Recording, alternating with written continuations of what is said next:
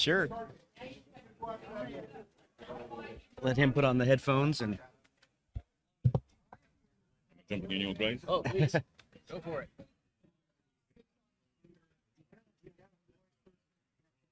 And so for everyone out there watching the stream at this point, I've fired Brett and replaced him with the game's designer, Andy Chambers. Possibly not a wise move, but we'll see. All right, we'll see how. Can't pass up the opportunity. So Andy, thanks for coming over to talk to us. Sorry that we had to throw you in the middle of a in-progress game stream, but it's our best chance to chat. I know you're over here doing other things other than Blood Red Skies, but it's good to get you around at least a conventional Blood Red Skies setup. I told you I apologized in advance for the furball and said, please don't see what we're doing over here on Friday night. It might look like Blood Red. Yeah, exactly. It might look like Blood Red Skies, but it was good to get 20 players out for that event. What all have you been fooling around with and working on recently for Blood Red Skies? I know we've hinted at things. Sorry, I'll have to lean forward so you can actually hear me. Yeah, we've been putting together the compendium. We'll call it Blood Red Skies Wing Commander Compendium, which is Brett and Steve's campaign system. Nice.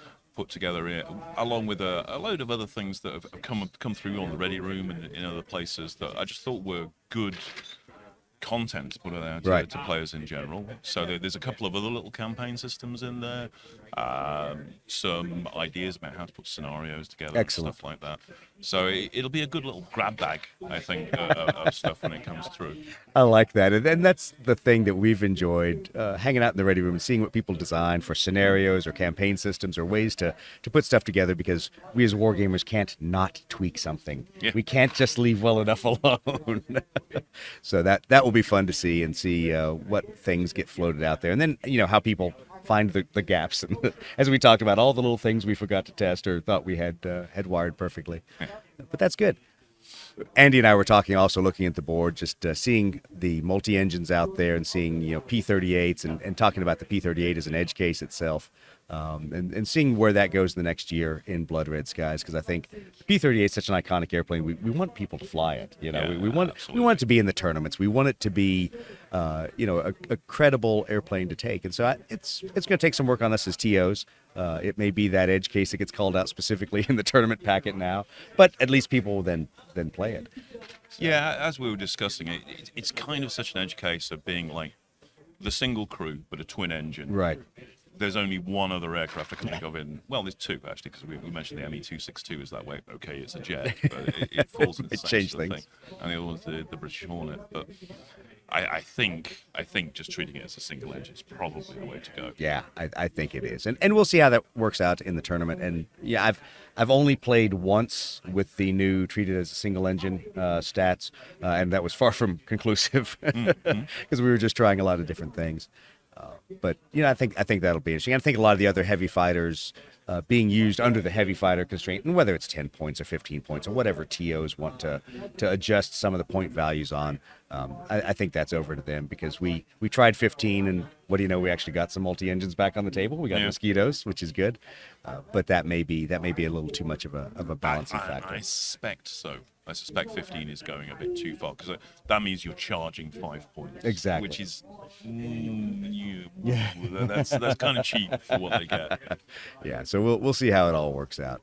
We've only seen them once before, and that was several years ago. That was I think 2 years ago. We saw it in our tournament circuit, and haven't seen them since. But it's interesting to see what equipment cards people do, and we've made a tweak this year, in that we've told people they can change their equipment card as long as it's the same cost in between rounds, because what we found is, even if people looked at the packet, no one took tropical filters, and so we said, well, if you save the money, if you have the space, and you end up on a tropical board, you take tropical filters. So we've been playing with that a little bit to see people use the equipment cards, because pretty much on the tournament circuit, it's only been drop tanks. Yeah, that's the only thing that I can imagine used. that.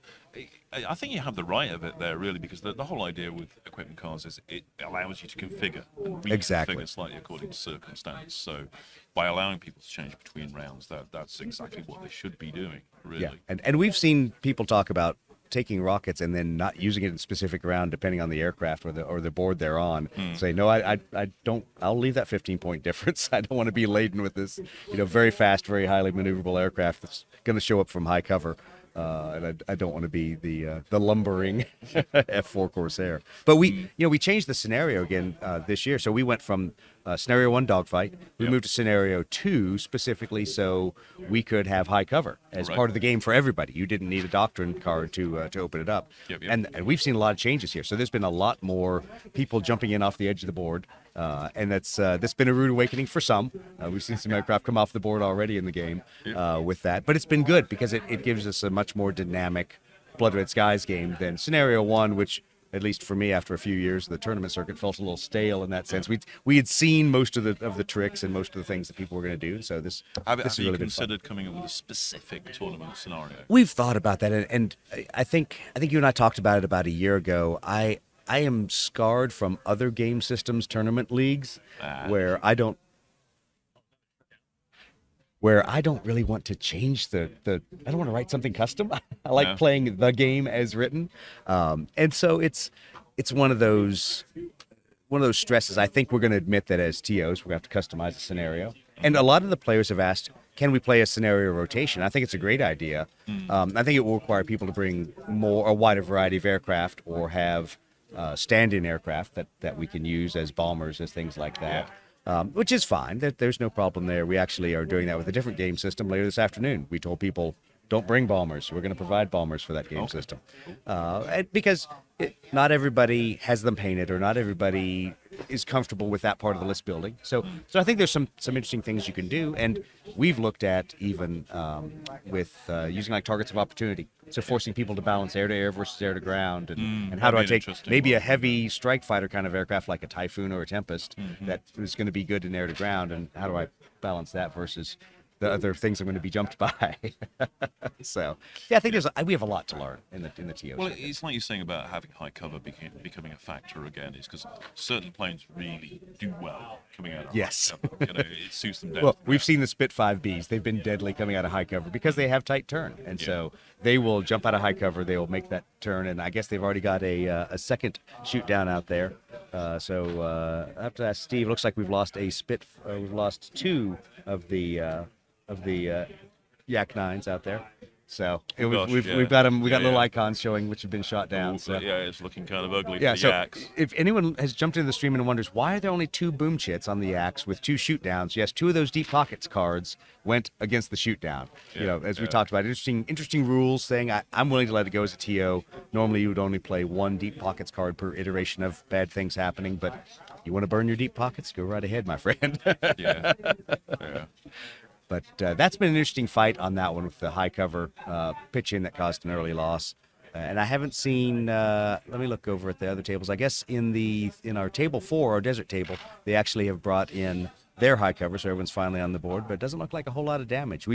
This, I guess, has been the right balance of players, Andy, because we've had 2 draws in the first round, and we'll see how many we exactly. I laughed about that. I'm like, I think I did well in the Swiss pairings on that one. So hopefully we'll get a few more win-loss ratios in here, and it's at least get some spread in the points values for the third and final round. But we've got about 20 minutes to go in this last game. We tightened up these rounds based on some timing, some event timing. So we did 1 hour and 15 for the first, and then we're doing hour rounds for the final 2. So it also allows players to get a little comfortable with the system, with the campaign, and then roll in and start doing their piece of it. Once they've knocked the rust off, then they can play for an hour. They can play faster. Yes. Things should be speeding up. Exactly. At that point. Exactly. Oh, this is great to see.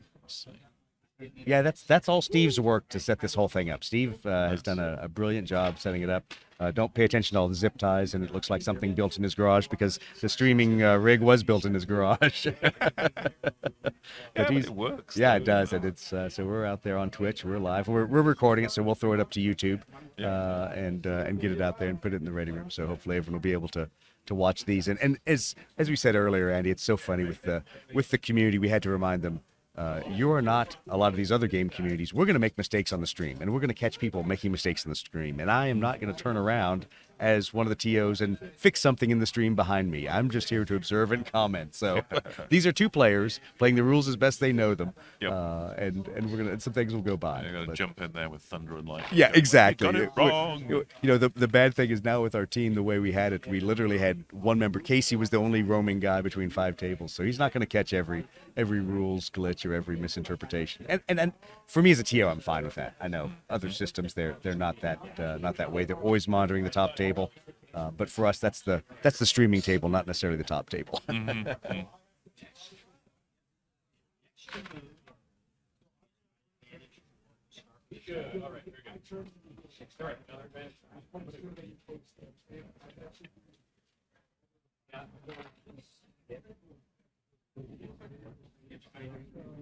I love the way of displaying the cards here as well. Yeah, that's been one of our works in progress, is to figure out what the easiest way, because you don't want to have everyone trying to read the text while they're running the Twitch stream on their phone. It's not going to work that well. So we just put the card headers up there, and we can bring up the full card if we need to. Yeah. But we laugh about that because, you know, no thanks to the game designer, who now we have so many doctrine and theater cards. The list of options that we have out there. We actually had somewhere like, vertical separation. Man, I've seen that one. I don't think I've ever played it. What's the text on that again? So we now have our cheat of our manual cards in front of us. And well, we've got that ops room deck out there. Oh, absolutely. So to a large extent, I consider the card selection fairly fixed with that. I believe it covers just about everything you want. Absolutely. I don't see too much reason for throwing too many more out there. That's been it's been a good thing. We had a couple players in the furball that they did ask that question. They said, so what do I start with? And we said, well, there's really two ways. You can go buy a starter set, and that's a great way to start, because you get cards, markers, miniatures, everything you need. And if you're just not interested in Midway, or if there's a specific aircraft you really, really want to play, go buy the Airstrike rulebook with the chits on the back of it and all the markers, and buy the Ops Room deck, and then you just buy a box of whatever you want to play, whatever your friend wants to play. We had a husband-wife couple that played last night. That's how they opted to go out and pick their aircraft, because they were Luftwaffe, RAF combination kind of players. Yep. But I do have to say, for everyone on the stream, the husband won the Blue Falcon Award, because while it was the Blood Red Skies furball, he showed no mercy to his wife, who was across the table from him. And so we said, well, you may be sleeping on the couch or out in the hall tonight. But yeah, it was a lot of fun. So we've actually had a lot of fun awarding the Blue Falcon trophy. And if you don't know what a Blue Falcon is, go to the internet and figure it out. But we had Team Canada here for the first day in the MiG alley, and we split them up between the MiGs and the Sabres, and they showed no mercy either. Didn't matter that you'd driven several hours down with somebody; they still shot them out of the sky. So we were Game is a bloodthirsty one, I'm telling you. And it was funny because we really had a good time with MiG alley.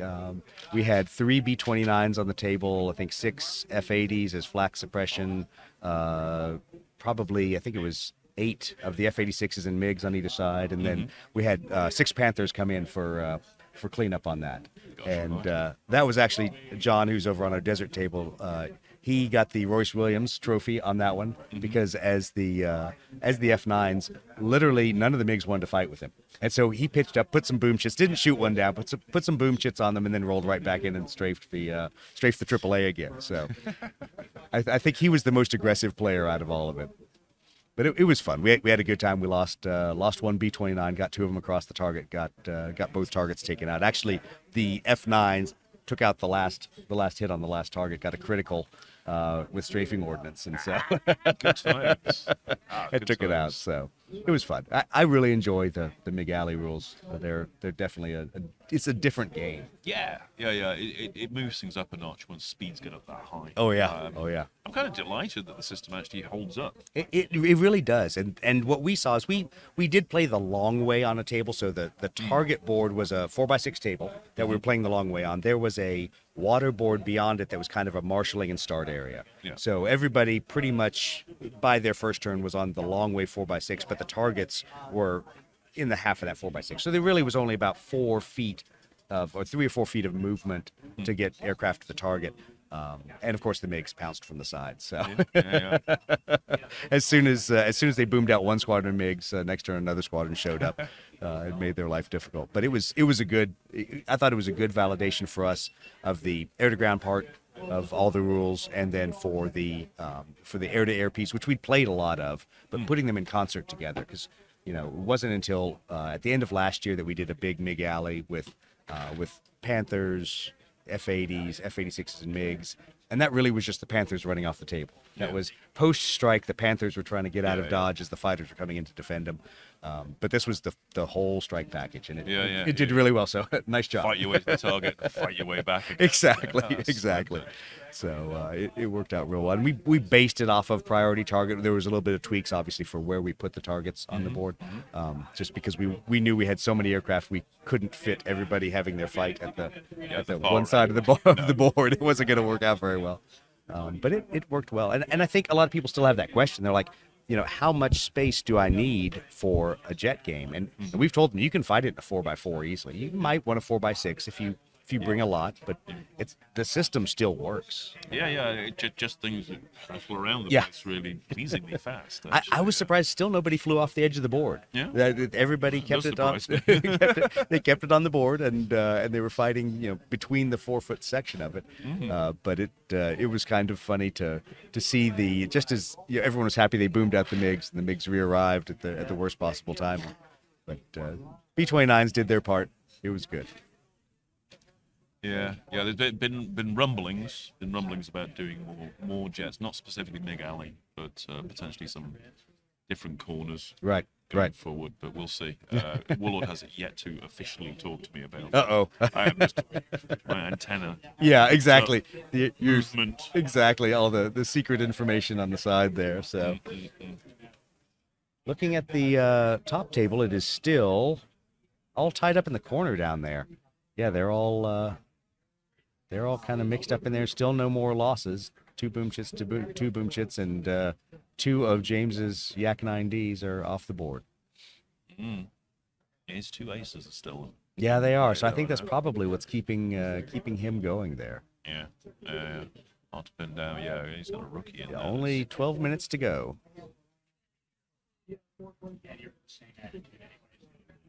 Dante, no aces. Interesting. Got it. And there's been yet another upset. My number 1 player just lost. So Don Gilmore with his Oscars out there, Oscar 2 Bravos, just got beat by John, our Royce Williams Trophy winner. What's John using? He is flying LA5s. So. Yeah, we laughed because last year we thought he was going to break the tournament in IAR 80s, and he didn't. He did not do as well as we thought he was going to do. But the LA5s have been doing well, so we'll see here. Yeah, they're nasty planes, the LA5s. Yeah. I think we're going to see him move up to the stream table here on this one and take the 3rd round there to see where it goes.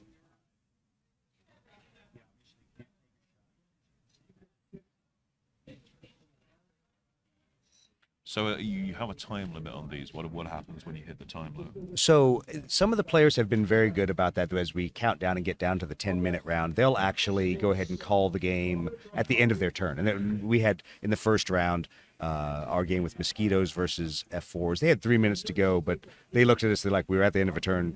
Do we just stop here? And I'm like, that's perfectly fine. You're not going to get. There's no way in the next 3 minutes you're going to get enough boom chits to boom the other squadron out. So that's fine. Leave it where it is and go. Some of them have been nail biters where it's seeing how many boom chits you can get to the very end. And what we'll do a lot of times is if you do boom a squadron out, even though theoretically they don't leave till the end of the turn, at that point, that decision has been made. You play as fast as you can, call the game at that point, even though the turn is not finished. Now, what I will say, that's a hairy point because numerous times both squadrons have been boomed out in the tournament. Oh, wow. And so it's been tight. And we tell the community, and they're good players. We say, don't start slow rolling the other guy as soon as you boom him out and the clock's ticking down. But a very competitive player could do that. They could say, all right, I have now boomed you out, and now I'm going to slow all of my movement just to eat up the rest of the clock. But thankfully, none of these people play that way. That's what we like to call sportsmanship, though. It's crazy. And that's, as the bolt action the combat patrol guys said 2 days ago. They said it's great. Everybody left here at the end of the tournament with all their sportsmanship points intact. Yeah. We didn't have to dock anyone any sportsmanship points. Oh, that's beautiful.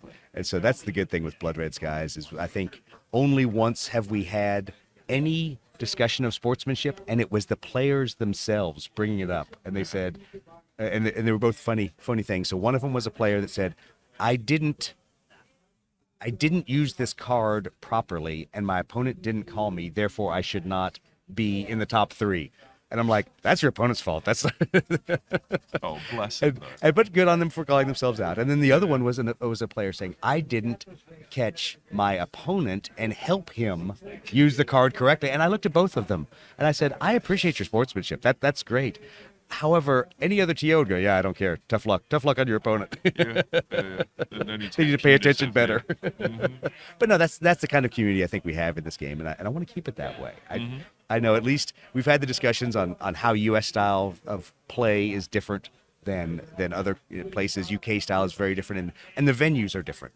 One is very club oriented in the UK. We're very much event oriented. We're at something like Adepticon when we play. So I think it creates different environments, and thankfully both of them seem to be really good communities. Yeah, that's a real delight whenever you get a community that plays together well. Absolutely. It's not too fractious. Yeah. We just argue about airplanes. We just argue about points. That's fine. That to me, I try to avoid those arguments as much as possible, but those arguments are much better to be having than a lot of the others. So. What the debate about who should really get tight to exactly. I don't see any case for why this guy's firepower too. Exactly. Those are always interesting arguments. When I designed Blood Red Skies, to a certain extent, I did basically take a big stick when it came to the stats for everything, and just like, no, we're going to push everything, compress really everything together. down. Exactly. So we didn't spend too much time just fighting over, say firepower went up to 8, or something like that. Can you imagine? Well, first of all, I'd be losing my mind trying to figure out how many dice to roll, but yeah. We were having enough math challenges with the furball at like 9 o'clock at night. Thankfully, I'd had no beers at that point, so it didn't make my math any more difficult. I think it's interesting. We can see the on our non-stream today. We got the mosquitoes and the P-38s are still locked in combat. There's not. I just saw one of the mosquitoes getting tailed. Yeah, I just saw they got a bit ugly. Really good move. You just did a 180 and got behind it with a tailing plane. This could be the deciding. Oh, we think Steve's keeping me honest on the main feed here. 6 minutes to go, and they just got one aircraft in there tailing and a critical. Ooh, this might not turn out so well. So with that critical, I'm gonna have to look. I think it's the last 2 that's being tailed. I can't tell. No, it's the ace being tailed.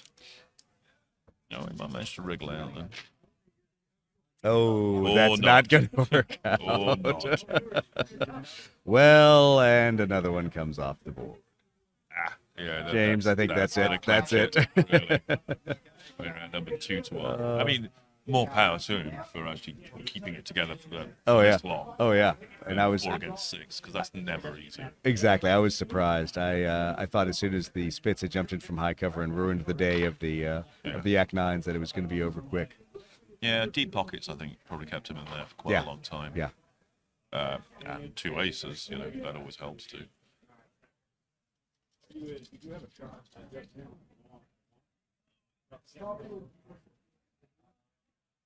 5 minutes to go in the round, 5:30. We've got, looks like most of the other games are at least coming to a conclusion. There's a lot of boom chits being thrown in our non-tournament game, where Mike's breaking in one of our newer players with his aircraft. And the desert is over. He just picked up a hit going back. This might get a draw here. Oh, yeah. So Steve's telling me that at least it's going to be... Yeah, there's going to be a hit going back. But I doubt he's going to go ahead. He's not going to be able to change the overall effect of it here. It was a head-on.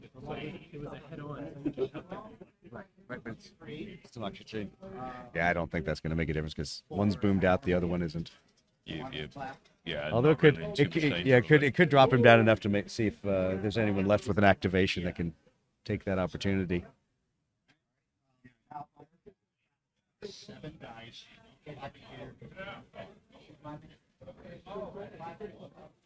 All right, 4 minutes, 30 seconds left to go. Seeing how the other ones, the Corsairs and the Hellcats at the far end of the table, look like they're all mixed up in there, but I can't see how many boom chits are out there. Looks like they've got...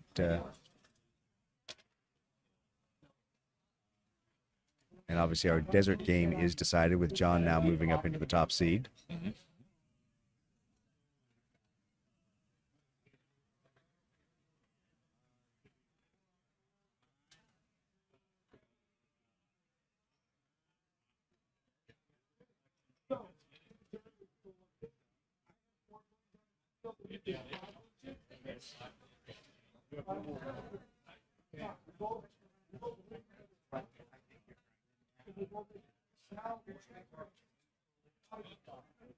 Yeah, James and or Dante are talking right now, so I think I think there's a realization there's not much further that James is going to be able to push that, even though everything's going on down in the bottom corner here. Mm.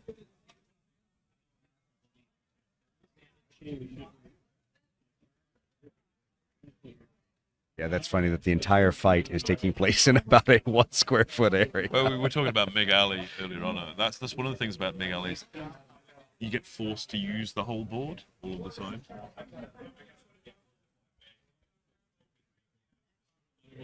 So you can get a scrum quite often happening with the somewhat slower prop planes going on, but it kind of can't happen with Mig Alley because everyone's rocketing around the place all the time. Well, and I found with Mig Alley, when you plant the flag and you burn advantage and you do something like that, that's where the fight's going to be because nobody's leaving at that point unless they're disadvantaged and try to jump out of there. 6 boom chits there on James. I think this is pretty much deciding it at this point. 2.5 minutes left. I would say in regulation play.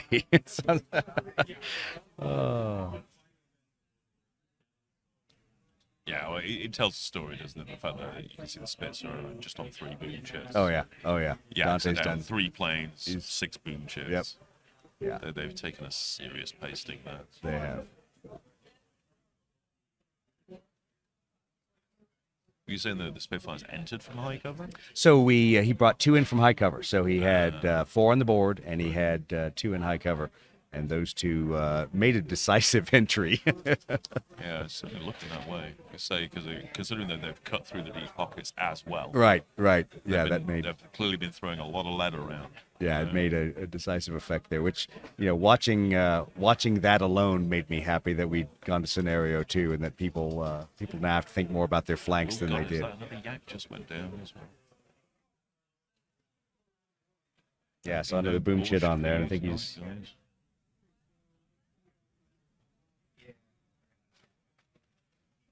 7 boom chits. That's going to help Dante's ranking. I swear it didn't look as ugly when I first sat there. See, that's what happens when we ignore the mainstream. We ignore the mainstream, it's going to go bad. Yeah. It's just literally down to whether those last yaks can escape. But Exactly. It's not looking good. Oh my god. Down to 2 yaks now. Yeah. One of them just got tailed, and he's hit. It's been a while since I've seen someone tabled in in Blood Red Skies. We've only got 40 seconds to go, though. He's dodged it. He's not down. He's down, but he's not out. So, somebody will get to go home, tell the story.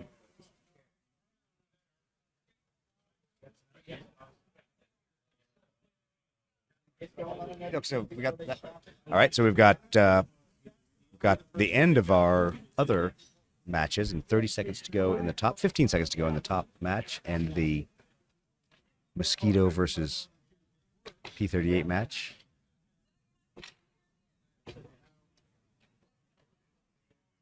Don making his last roll there. And that will be time. All right.